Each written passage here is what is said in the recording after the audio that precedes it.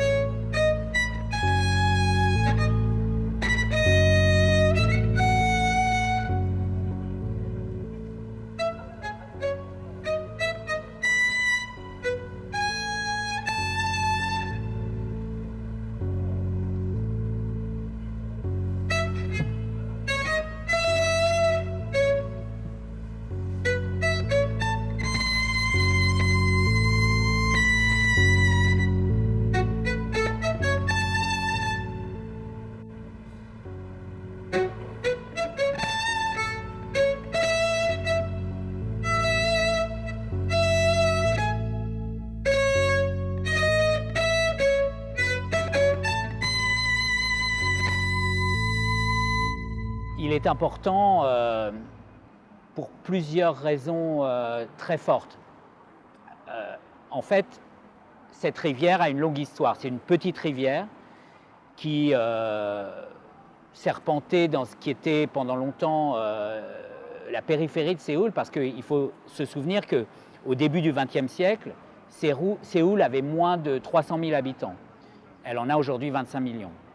Donc l'urbanisation a enveloppé progressivement cette ville. Donc c'était un endroit où les gens lavaient le linge, puis ensuite c'était une ressource d'eau pour l'industrie.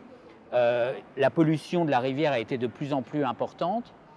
Finalement, c'est devenu quasiment un égout, et vraiment un égout qu'on a fini par recouvrir.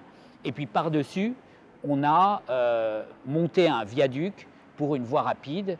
Donc dans les années 1970, 1980, il y avait un égout recouvert, une rue et une voie rapide en viaduc. Et puis en 1999 et puis définitivement en 2002, le maire de Séoul a décidé de faire des travaux qui ont consisté à abattre la voie rapide et à rouvrir la rivière, évidemment à faire que ça ne soit plus un égout, à en faire à nouveau une rivière, ce qui a imposé des travaux hydrologiques assez importants. et à en faire un espace public aménagé avec beaucoup de soins, comme on peut le voir, avec d'ailleurs plusieurs séquences au fur et à mesure qu'on s'éloigne du centre, la dimension naturelle, un peu bucolique se renforce et la dimension de la densité de l'hypercentre urbain s'efface un peu. Il y a aussi la composante historique qui apparaît ici et là, puisque en fait c'est une rivière qui a été aménagée depuis très très longtemps dans l'histoire de la ville. Alors j'ai trouvé que c'était particulièrement remarquable, d'abord parce que cet aménagement très important, en fait, n'a pas coûté très cher. Il n'était pas si difficile que ça à réaliser, c'était environ 300 millions d'euros, donc vu l'ampleur de la transformation, c'est quand même assez intéressant. Par ailleurs, c'est clairement une réalisation qui correspond à ce qu'on peut appeler le développement durable, parce qu'elle est conforme aux 3 piliers du développement durable, pas seulement le côté préservation de l'environnement naturel, mais aussi les 2 autres piliers socio-économiques et politico-culturels.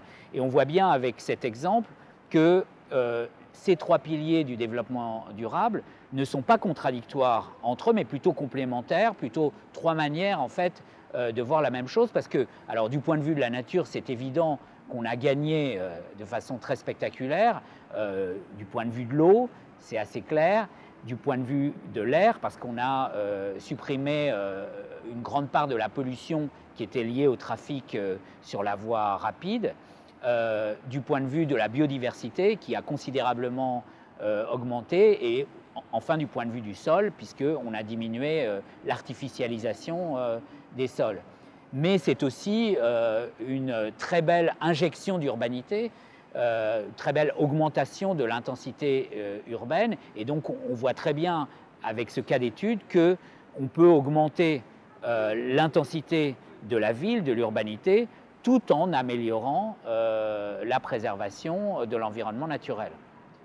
Il y a encore un autre aspect que je trouve très intéressant, c'est la manière dont le processus de décision s'est fait. C'était une initiative du maire de Séoul, mais qui s'est accompagnée de contestations, de discussions, de concertations avec une multitude d'acteurs.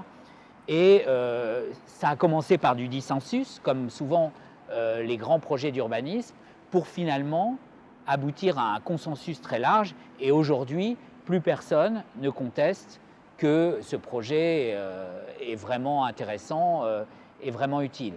Donc je trouve que c'est une espèce d'épure dans ces différentes dimensions de ce que peut être un projet d'urbanisme réussi, multidimensionnel, qui n'est pas centré sur le changement matériel, sur la production d'objets, qui n'est pas non plus uniquement centré sur le paysage joue son rôle, mais pas seulement, et qui comprend à la fois des volets de renforcement de la nature, de préservation des composants de l'environnement naturel, mais aussi très clairement un projet de développement urbain.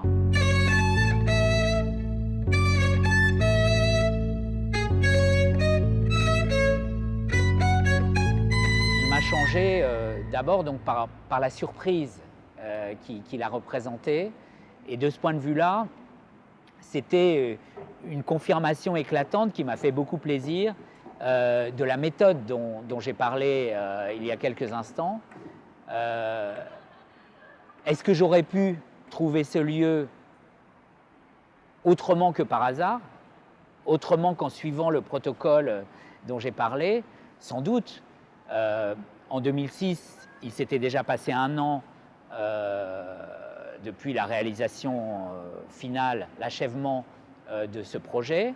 Il y avait sans doute des publications, pour l'essentiel en coréen, mais c'est vrai que si j'avais su ce que je cherchais, j'aurais pu le trouver. Le problème, justement, c'est que je ne savais pas ce que je cherchais. Et donc là, on voit bien que le hasard est absolument utile et je pense que du point de vue de l'exploration des villes et tout particulièrement des grandes villes, c'est assez clair que la méthode est difficilement remplaçable parce qu'il y a tellement de choses à voir dans une grande ville qu'une méthode systématique, une méthode consistant à faire une liste d'objets à découvrir risquerait finalement de nous enfermer dans le passé. C'est-à-dire que la liste, on l'aurait établie à partir d'objets qu'on a déjà observés ailleurs. Or justement, cette chose est assez unique en son genre, donc ça aurait été difficile de la voir apparaître dans une liste contenant des catégories à partir de l'existant. Donc, première chose, confirmation de la méthode, confirmation aussi sur le fond, parce que ce qui m'a frappé aussi en arrivant, c'était un élément de la surprise, c'est qu'on comprenait tout de suite ce qu'avaient voulu faire les urbanistes.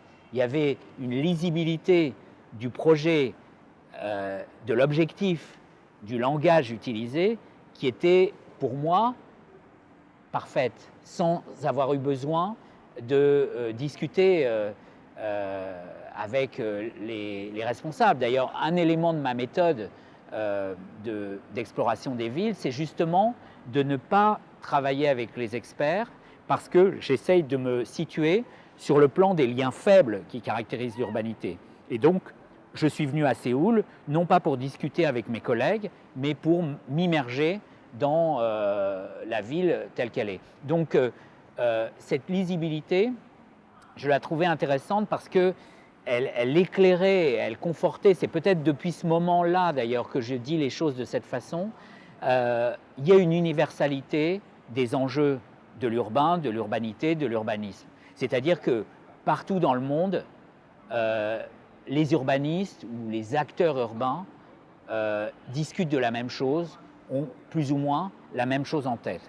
Mais en même temps, chaque ville est singulière et chaque ville est de plus en plus singulière puisque l'avantage comparatif des villes les unes par rapport aux autres, c'est justement de construire une singularité, c'est-à-dire de construire quelque chose de spécial qui va attirer les gens, les idées, les objets, les institutions, les organisations dans cette ville plutôt qu'une autre.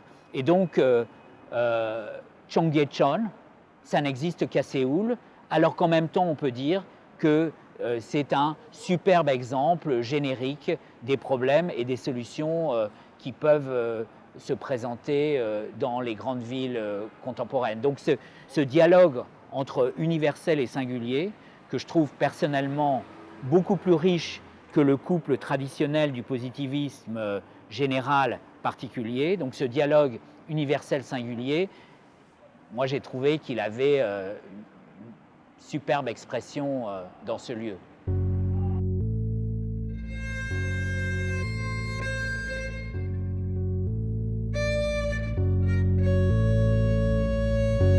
Ce lieu, cette exploration du lieu et les conditions dont je viens de parler de cette découverte m'ont beaucoup influencé sur toutes mes productions concernant la ville, sur l'espace public. Sur l'espace public, je dirais dans l'ensemble et en détail. L'urbanisme aujourd'hui, c'est pour l'essentiel la production d'espace public. C'est là que les choses se jouent. Un espace accessible à tous, où le maximum de diversité se rencontre et donc qui constitue une espèce de concentré de la ville dans son ensemble. L'espace public, ici, il est très intéressant parce qu'il est divers. Quand on est derrière moi, tout à fait au centre du Central Business District de Séoul, dans le quartier des affaires, on a une très forte densité et la largeur de la rivière est assez limitée, ce qui fait que les gens qui s'assoient d'un côté ou de l'autre de la rivière sont très proches. Donc il y a un type de civilité qui ressemble par exemple à ce qu'on peut observer dans un café, où vous êtes très près des gens qui sont assis à la table à côté de vous. Donc vous avez une gestion des corps qui est très spécifique, qui est forcément attentive, vous êtes exposé au regard des autres et vous avez un comportement qui tient compte de cette exposition. Plus vous avancez dans le cours de la rivière, plus les densités baissent. Vous trouvez toujours dans le centre de Séoul, mais un centre un petit peu moins dense. Et par ailleurs, la rivière s'élargit un peu, les deux bords s'écartent, et donc vous avez un petit peu plus de privacité, pourrait-on dire. La gestion de votre intimité et la gestion des corps diffèrent un peu. Donc on pourrait dire que ce qui est remarquable dans cet espace public, c'est qu'on a comme un catalogue, comme un répertoire de différentes situations qu'on peut rencontrer dans un grand nombre d'espaces publics urbains. Donc, par exemple, mon travail sur l'espace public en Inde, on sait qu'en Inde du Nord, l'idée même d'espace public est problématique. Ce n'est pas évident que ça existe, et ça se voit dans la gestion des corps. J'ai beaucoup été inspiré, à contrario, par cet espace public de Séoul parfaitement réussi pour mieux réfléchir à ce qui peut permettre de dire dans une situation donnée s'il y a ou s'il n'y a pas espace public.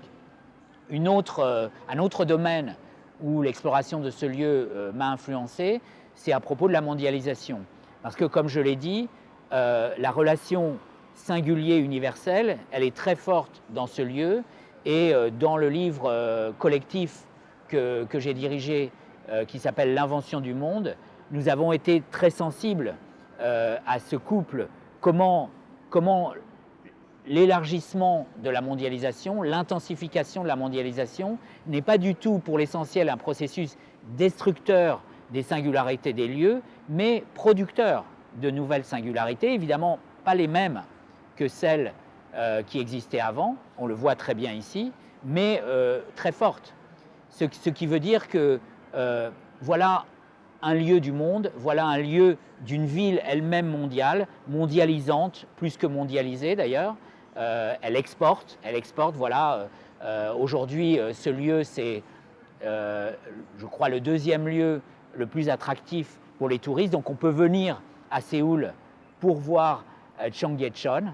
Et donc voilà une exportation d'idées, d'objets, de réalités.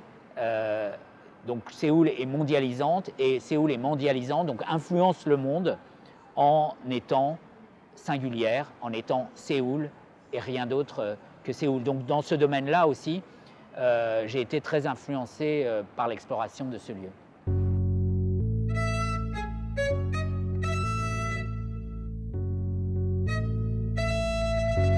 Oui et non. D'un côté, comme je l'ai dit, quand je reviens, je suis revenu 2 autres fois depuis à Séoul, j'ai toujours ce choc, cette expérience heureuse de découvrir cet endroit très modeste, sans aucune arrogance, où on a l'impression que les gens se sentent bien, sans particulièrement se montrer, mais en étant tranquille, serein.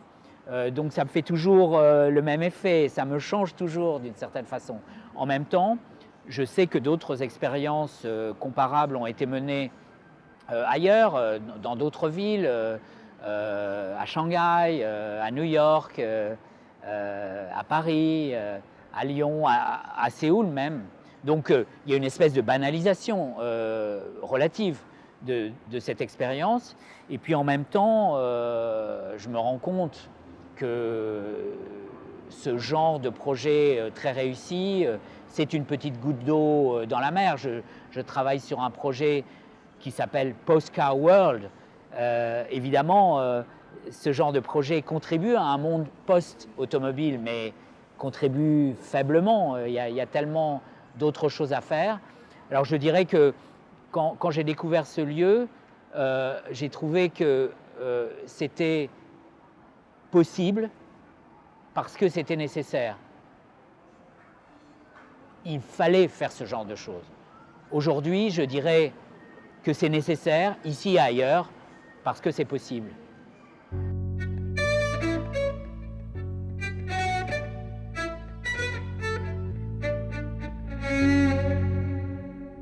l'idée que ce qui est géographique, ce qui est spatial, est le résultat, pour une grande part, d'actions des individus, d'actions des groupes, des collectifs, des organisations, des institutions et de la société dans son ensemble. Cette idée-là, c'est peut-être l'idée la plus importante des sciences sociales de l'espace ces dernières décennies.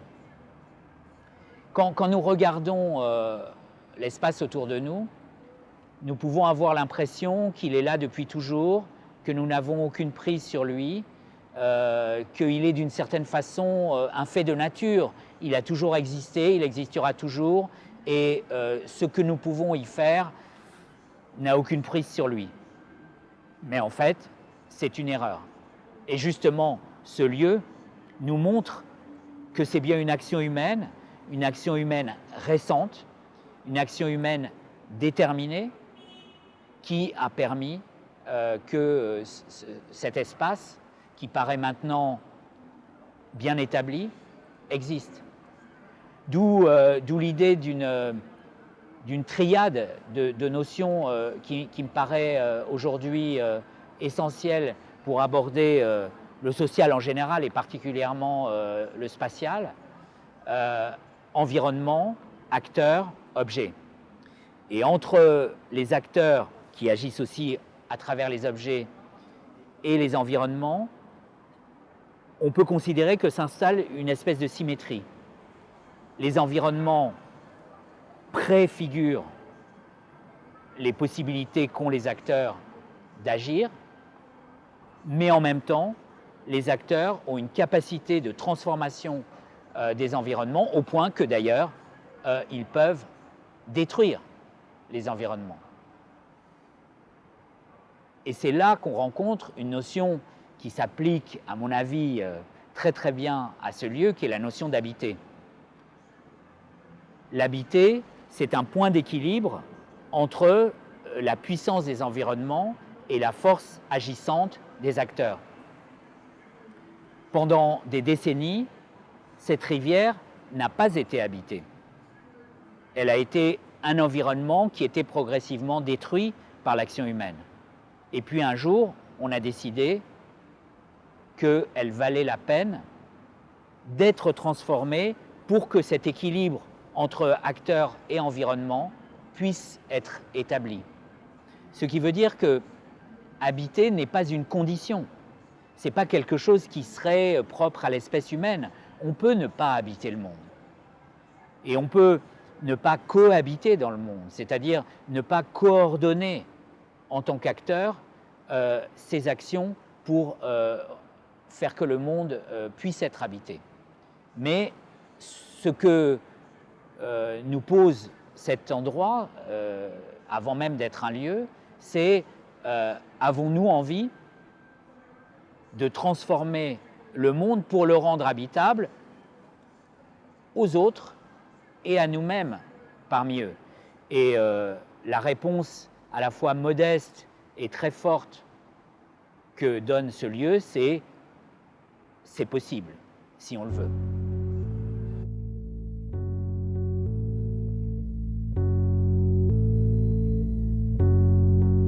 L'espace est peut-être une manière particulièrement claire de nous faire comprendre, si on sait l'observer, comment la relation entre la société et ses composantes, les individus, les groupes, les organisations, les institutions, sont intrinsèquement, immédiatement, simultanément et fondamentalement reliés, y compris dans leurs contradictions. Immanuel Kant parlait de insociable sociabilité des hommes, c'est-à-dire le fait que rien ne garantit au départ que l'espace comme environnement et l'espacialité comme ensemble d'actions des composantes de la société coïncident, soit en conformité, soit en cohérence. Et en même temps, l'observation de ce qui est spatial nous permet de comprendre que ces contradictions ne sont pas insolubles. Il y a des possibilités, à travers l'habité, comme j'en parlais à l'instant, de faire que toutes ces logiques fonctionnent ensemble. Alors je pense que cela s'applique à l'ensemble du monde social, mais que quand on se force à observer, à réfléchir, à observer encore, à réfléchir encore sur cette spatialité et cet espace, sur la géographicité du monde, on arrive à monter dans un véhicule qui nous permet de comprendre un peu mieux comment les hommes en société agissent et fonctionnent et évoluent et construisent le futur.